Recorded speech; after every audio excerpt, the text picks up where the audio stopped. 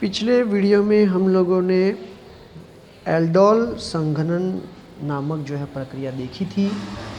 इसके बाद हम लोग आगे चलेंगे क्रॉस एल्डोल संघनन। अब क्रॉस एल्डोल संघनन के लिए जो है मुझे नया पेज लेना पड़ेगा, तो उसका दूसरा हिस्सा है क्रॉस एल्डोल।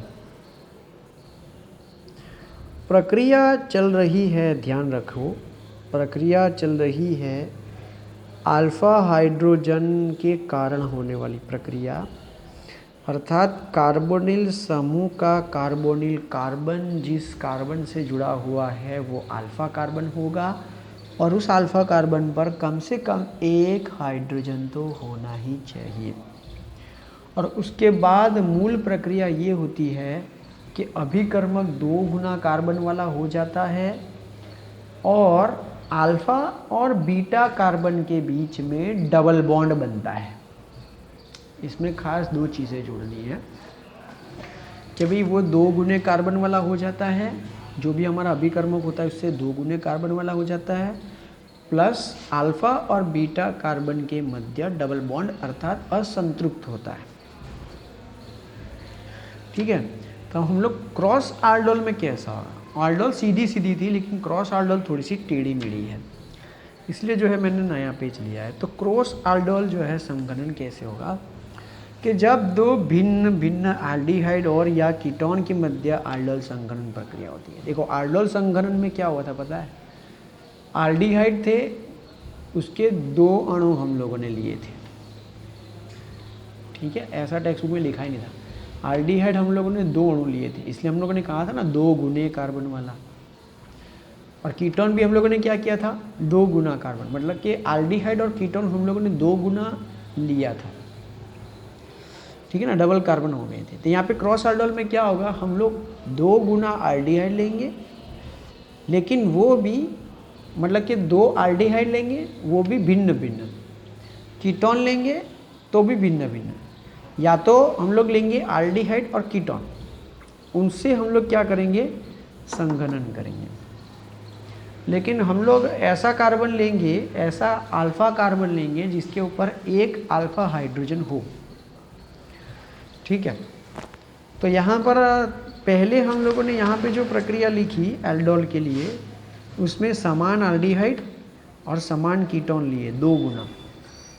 ठीक है ना, 2 गुना समान एल्डिहाइड और समान कीटोन।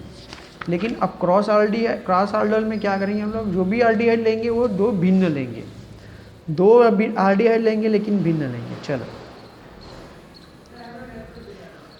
यदि प्रत्येक में अल्फा हाइड्रोजन हो तो ये 4 उत्पाद का मिश्रण देंगे। कितने उत्पाद मिलेंगे, 4। इसे नीचे इथेनॉल व प्रोपेनॉल के मिश्रण की एल्डोल संघनन अभिक्रिया द्वारा समझाया है। मैं बता रहा हूँ कैसे, कि ये एल्डिहाइड है और ये भी एल्डिहाइड है, परंतु दोनों भिन्न प्रकार के। अब यहाँ पर संघनन का मतलब जुड़ना होता है। पहले स्टेप में हम लोगों ने बेस लिया था, दूसरे स्टेप में हम लोगों ने उसे गर्म करके पानी का अणु दूर कर दिया था। अब इसके लिए जो है 4 संभावनाएं होंगी, इसीलिए जो है मैंने अलग पेज लिया हुआ है। पहली संभावना ये होगी, पहला उत्पाद ये होगा कि ये जो 2 कार्बन है उसका 2 गुना हो जाएगा, ये 2 कार्बन का 2 गुना हो जाएगा। इसको मैं अलग अलग लिखता हूँ।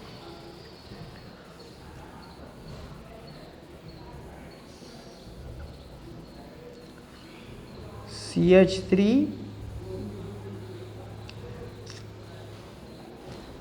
CHO और CH3 CHO।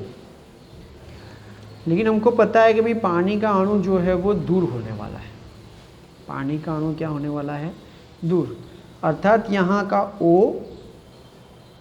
और यहाँ से 2 हाइड्रोजन, 3 में से 2 हाइड्रोजन, तो एक ही बचेगा और यहाँ का ऑक्सीजन ऑलरेडी दूर हो चुका है। तो ये अल्फा कार्बन है और ये बीटा कार्बन है, तो उनके बीच में क्या हुआ, डबल बॉन्ड। ठीक है ना, अगर हम लोग इसको ऐसे लिखे 2 बार CH3 CHO CH3CH। ये आपको याद रखना है, क्रॉस आल्डोल में सिखा रहा हूँ अपनी तरफ से कि भाई पहले जो हम लोगों ने आल्डिहाइड लिखे वो भिन्न, चलो लिख तो दिए, लेकिन क्या हो रहा है, पहला ऐसा हो रहा है कि पहले 2 गुना हो जाता है, तो मैंने 2 गुना लिख दिया। उसमें भी यहाँ 3 में से 2 हाइड्रोजन जाते हैं और यहाँ से 1 ऑक्सीजन जाता है, तो CH3CH हुआ, CH हुआ, और उनके बीच में क्या बना, संयोजकता के अनुसार डबल बॉन्ड अल्फ़ा और बीटा के बीच में। इसका नाम होगा 4 कार्बन होने से ब्यूट, डबल बॉन्ड होने से इन, आल्डिहाइड होने से एल, आल्डिहाइड आल, और अल्फ़ा और बीटा दूसरे नंबर के कार्बन के बीच में डबल बॉन्ड है, इसलिए 2। तो यहाँ पर हम लोगों ने लिया है इथेनॉल के 2 अणु, ठीक है। ये अंदर ही अंदर इनका क्या हुआ है, संघनन। इसका भी ऐसा ही होगा, इसका भी जो है वो 2 बार हमको लिखना पड़ेगा। अब 2 बार में ऐसा होगा कि हम लोगों ने पिछली बार लिखा था ना, वैसे ही हम लोगों को यहाँ पे जो है वो लिखना पड़ेगा।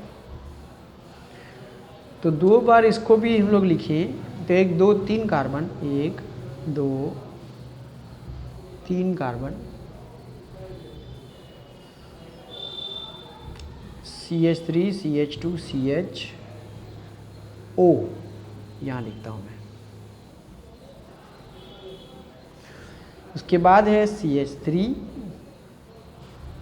CH और CHO, और ये है CH2।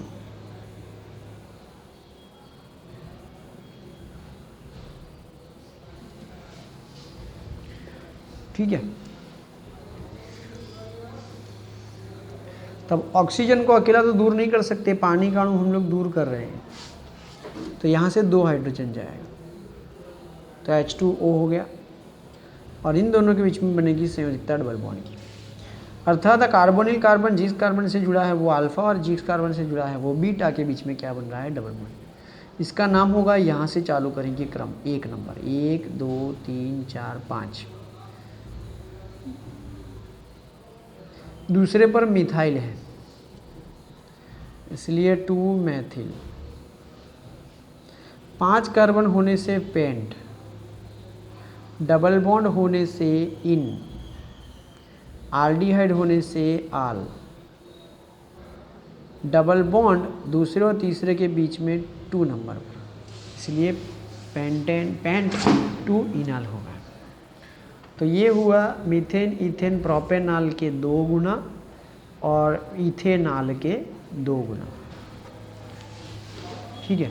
अब ये दोनों जो उदाहरण हैं उसको हम लोग बोलेंगे सरल या स्वयं, सरल या स्वयं एल्डोल संघनन उत्पाद, एल्डोल संघनन उत्पाद। तो आप लोग बोलोगे कि यहाँ पे क्रॉस एल्डोल नाम आया ही नहीं, तभी क्रॉस हुआ ही नहीं है। क्रॉस किसको बोलते हैं, ये तो अंदर अंदर हो गया, ये भी अंदर अंदर हो गया, तो क्रॉस किसको बोलेंगे, जब ये दोनों एक दूसरे के साथ प्रक्रिया करेंगे।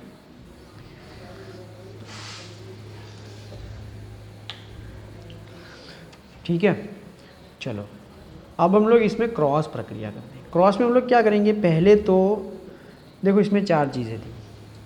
पहला कि ये 2 गुना हो जाता है, हो गया। दूसरा ये 2 गुना हो जाता है, हो गया। तीसरे प्रकार में ये दोनों जुड़ेंगे लेकिन सीधा सीधा जुड़ेंगे, मैं बताता हूँ कैसे। जैसे मैंने लिखा CH3 CHO और ये है CH3 CH2 CHO, ये सीधा सीधा हो गया।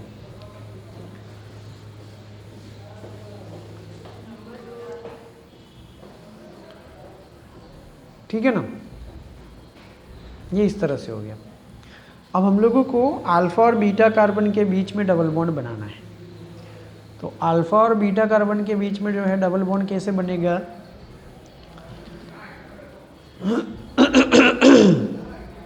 कि कोई भी एक तरफ जो है ना हम लोगों को संयोजकता खोलनी पड़ेगी। जैसे कि ये वाला CHO हमको रखना पड़ेगा, तो ये इसका अल्फ़ा हो गया, ये इसका बीटा हो गया है। ठीक है, ये अल्फ़ा और ये बीटा हो गया है।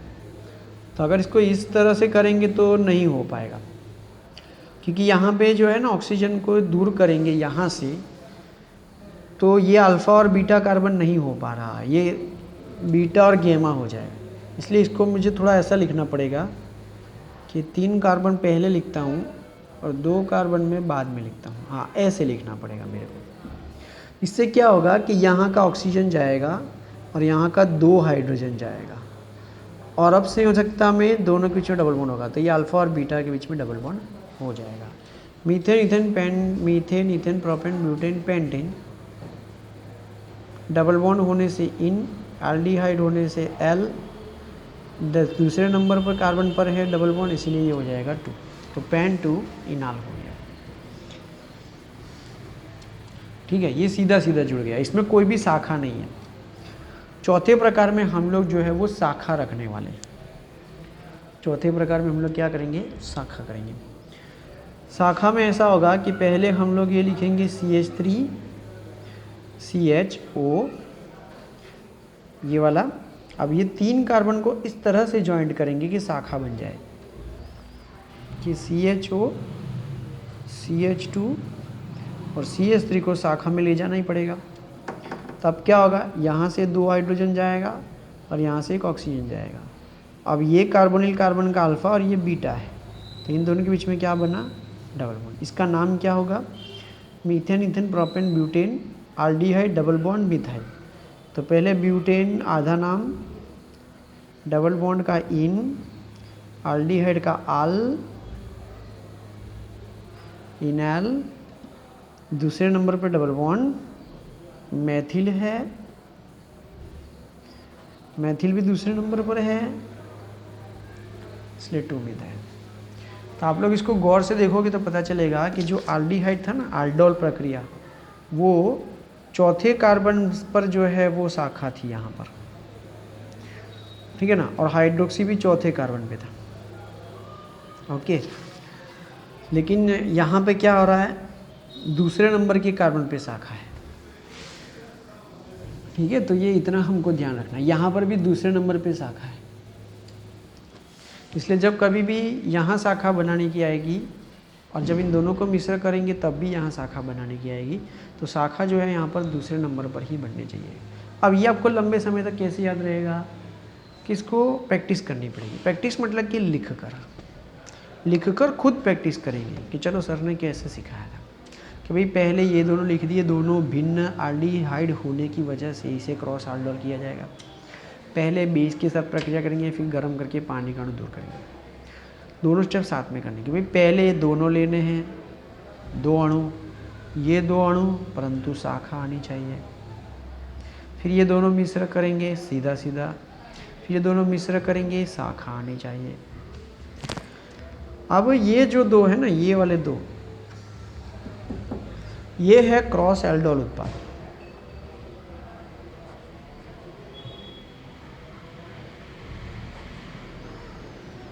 तो जब एग्ज़ाम में ऐसा है कि क्रॉस aldol लिखो तो पूरी लिखनी है, ये नहीं चलेगी अकेली, क्योंकि ये दोनों का ये एक हिस्सा है। ठीक है, ये दोनों अंदर अंदर होती है इसीलिए संगणन, लेकिन ये दोनों और ये दोनों अंदर अंदर होते हैं, क्रॉस क्रॉस, इसीलिए इसे क्रॉस aldol। ये खुद अंदर यौगिक बनेंगे या ये खुद अंदर यौगिक बनाएंगे तो aldol, लेकिन ये दोनों एक दूसरे में मिश्र होकर 5 कार्बन वाला यौगिक बनाते हैं तो क्रॉस aldol। बोलो समझ में आया? ठीक है, तो इस वीडियो को बार बार देखना और समझना। चलो 5वां नंबर, एल्डिहाइड और कीटोन की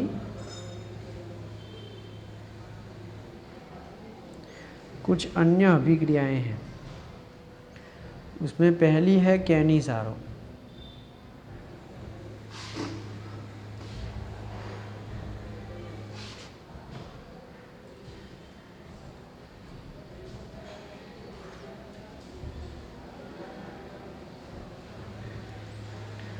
एल्डिहाइड जिसमें अल्फा हाइड्रोजन परमाणु नहीं होते तो क्या होगा, तो सांद्र क्षार की उपस्थिति में गर्म करने से स्व ऑक्सीकरण या व अपचयन की अभिक्रियाएं प्रदर्शित करते हैं। मतलब कि अगर हम लोग एल्डिहाइड लें कि जिस पर अल्फा हाइड्रोजन ना हो, स्वाभाविक है कि इस पर और इस पर, इस पर और इस पर, इन पे अल्फा हाइड्रोजन नहीं है। नहीं, इसमें तो है, इसमें नहीं है। देखो ये अल्फा हाइड्रोजन नहीं है यहाँ, ठीक है ना, यहाँ भी अल्फा हाइड्रोजन नहीं है। तो क्या होगा, डबल बॉन्ड होगा। तो फिर यदि उसकी अगर हम लोग सोडियम हाइड्रोक्साइड बेस के साथ गर्म करें, ठीक है ना, तो गर्म करने से क्या होगा, तो अपने आप ऑक्सीडेशन भी होगा और रिडक्शन भी उसमें देखने को मिलेगा। इस अभिक्रिया में एल्डिहाइड का एक अणु अल्कोहल में अपचित होगा, मतलब कि रिडक्शन होकर अल्कोहल बनेगा और ऑक्सीडेशन होकर कार्बोक्सिलिक एसिड देगा। इसको, इस प्रक्रिया को हम लोग बोलेंगे कैनिज़ारो जो है वो प्रक्रिया।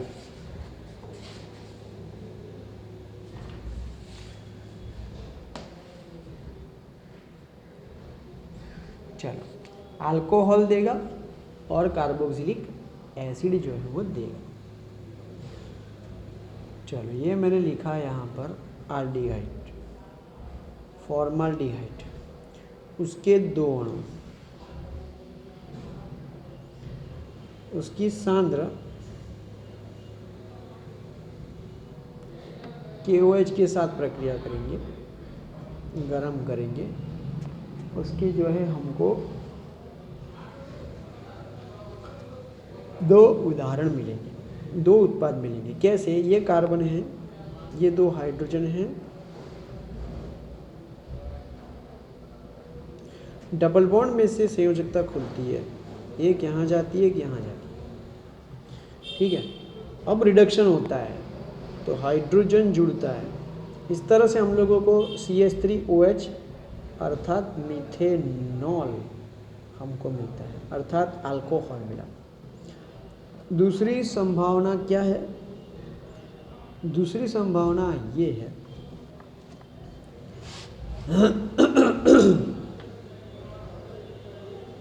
कि ये वाला हाइड्रोजन जो है वो पोटेशियम हाइड्रोक्साइड के साथ हाइड्रोजन के जुड़ जाने से पानी का अणु दूर होता है और ये डबल बॉन्ड रहता है और ये संयोजकता खुलती है। संयोजकता खुलती है तो उसके साथ ओके, मतलब कि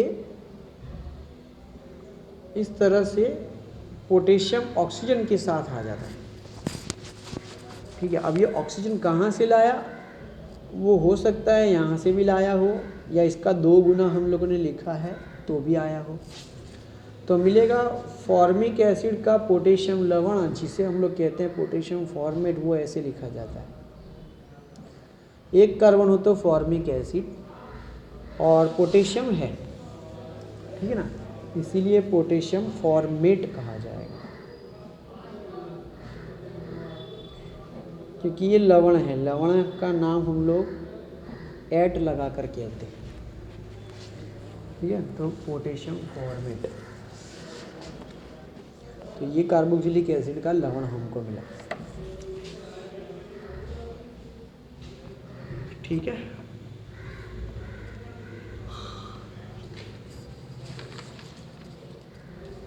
चलो, एक प्रक्रिया है लास्ट,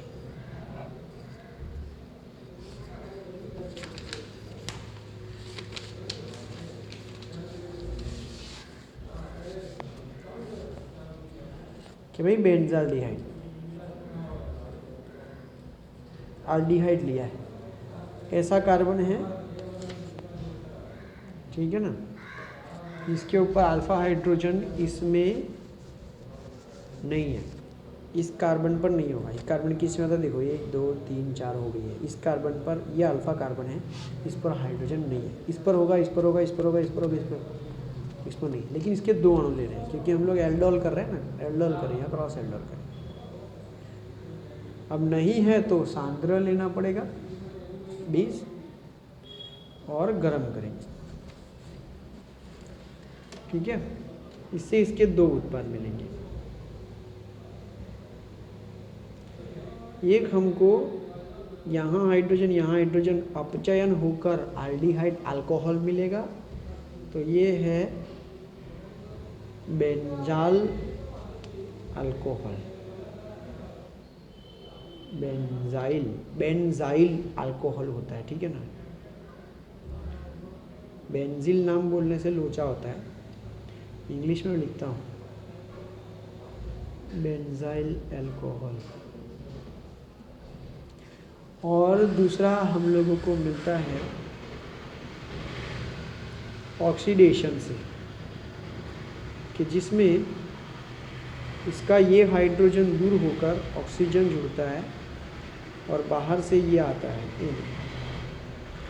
तो ये है सोडियम बेंजोएट, बेंजीन के ऊपर एस्टर है इसीलिए बेंजोएट, और सोडियम है इसका नाम, आगे लिखेंगे सोडियम, इसका नाम हो जाएगा सोडियम बेंजोएट। ठीक है, तो यहाँ पे हुआ रिडक्शन, हाइड्रोजन जुड़ा, दो हाइड्रोजन जुड़े। यहाँ हुआ ऑक्सीडेशन, हाइड्रोजन दूर हुआ, ऑक्सीजन जुड़ा। ठीक है ना, तो इसमें भी ऐसा ही हुआ था, यहाँ पे दो हाइड्रोजन जुड़े थे, तो यहाँ पे हाइड्रोजन दूर होकर ऑक्सीजन जुड़ा था। ठीक है, तो ये हो गया। तो ये थी आप लोगों की जो है प्रक्रिया कैनिज़ारो। कैनिज़ारो में क्या होता है कि भाई जिस पर अल्फ़ा हाइड्रोजन ना हो, ठीक है ना, उसकी प्रक्रिया अगर करेंगे तो बेस के साथ तो होगी लेकिन सांद्र लेना पड़ेगा, और गर्म करेंगे तो उसके दो उत्पाद मिलेंगे, रिडक्शन से अल्कोहल और ऑक्सीडेशन से कार्बोक्सिलिक एसिड। चलो अब इसमें अभी रासायनिक अभिक्रियाओं में लास्ट अभिक्रिया बाकी है।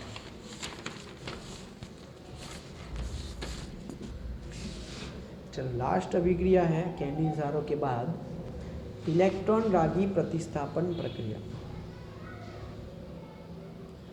देखो इलेक्ट्रॉन रागी प्रतिस्थापन अभिक्रियाएं 5 होती है,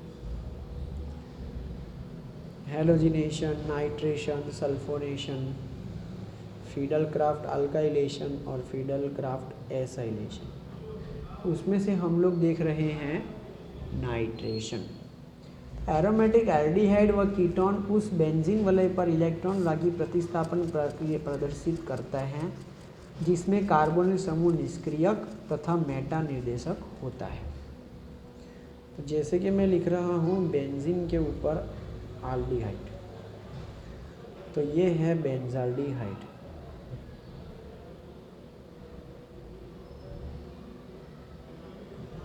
ठीक है, बेंजाल्डिहाइड का नाइट्रेशन अर्थात नाइट्रिक एसिड, और हम लोग लेते हैं थोड़ा H2SO4, तापमान 0 डिग्री सेल्सियस से 10 डिग्री अर्थात 273 से 283। तो क्या होगा, ये जो कार्बोनिल कार्बन है वो मेटा निर्देशात्मक प्रभाव रखता है, अर्थात मेटा स्थान खुलता है, यहाँ का H, यहाँ का H, यहाँ का एक ऑक्सीजन दूर होता है, बचता है NO2 और उसके स्थान पर जुड़ जाता है NO2। तो ये मिलता है हमको, सामान्य नाम लिखें तो मेटा नाइट्रो बेंजाल्डिहाइड।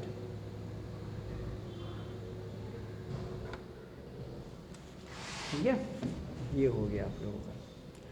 तो यहाँ पर एल्डिहाइड और कीटोन की रासायनिक प्रक्रिया जो है वो पूर्ण हो रही है। अब आप लोग इसको रटोगे तो बहुत टाइम जाएगा, इसको समझ के करोगे तो बहुत टाइम जाएगा, लेकिन रटने से जो है पिछला वाला भूल जाते हैं, लेकिन समझने से सब कुछ याद रहता है। ठीक है, और इसकी प्रैक्टिस कैसे होगी, इसकी प्रैक्टिस करने के लिए आप लोगों को रेफरेंस बुक का इस्तेमाल करना चाहिए कि जिसमें विभिन्न विभिन्न प्रक्रियाएं पढ़ने के बाद हम लोग जब पढ़ लें, समझ में आ जाए, हाँ हमको आ गया, तो उस प्रक्रियाओं का उपयोग कैसे होता है उसको समझने के लिए हमको रेफरेंस बुक का इस्तेमाल करना पड़ता है। तो इस चैप्टर में आल्डिहाइड और कीटोन पूर्ण हुआ है। अब इसमें बाकी है कार्बोक्सिलिक एसिड। तो पहले हम लोग नाम पद्धति देखेंगे, उसका विरचन देखेंगे और उसके बाद उसकी रासायनिक प्रक्रिया देखेंगे, जिससे चैप्टर 12 जो है वो उसके बाद पूर्ण हो जाएगा। तो अब नेक्स्ट टॉपिक के लिए जो है मैं नेक्स्ट जो है वो वीडियो रखूँगा।